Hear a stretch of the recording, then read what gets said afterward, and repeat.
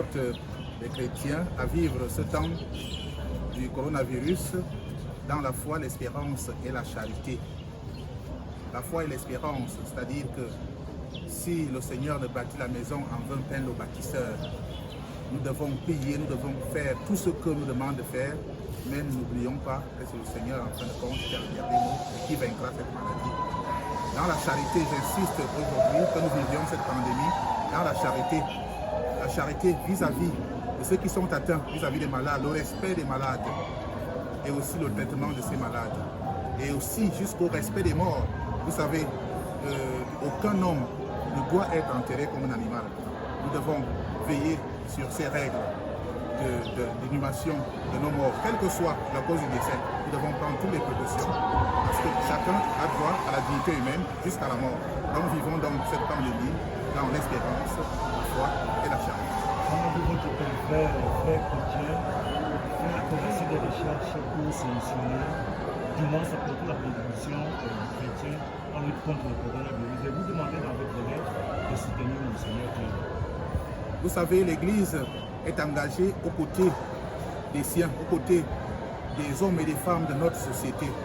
Dans tout ce que ces hommes et femmes traversent, que ce soit la joie, que ce soit la peine. Et aujourd'hui, l'Église en même temps prie, mais en même temps aussi agit pour que cette pandémie ne puisse pas perdurer et qu'elle disparaisse le plus tôt possible. Et c'est pour cela que je ne peux que louer les efforts de mon confrère, son Excellence Monseigneur Samuel Kleda, archevêque de Douala, qui est en train de se battre pour mettre sur pied gratuitement, je dis bien gratuitement, le traitement contre le coronavirus.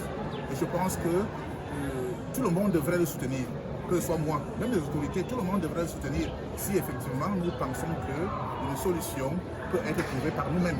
Pourquoi avons-nous toujours à attendre les autres?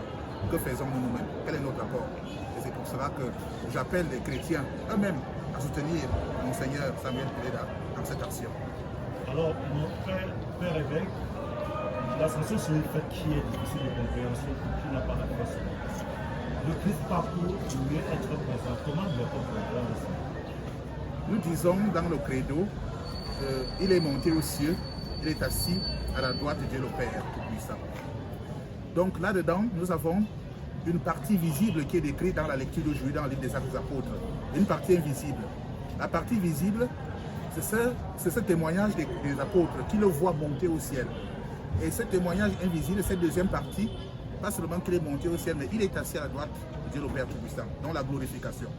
Donc Dieu qui s'élève aux cieux, nous élève avec lui. Il élève toute notre humanité. Lui qui est assis à la droite du Père, il est glorifié.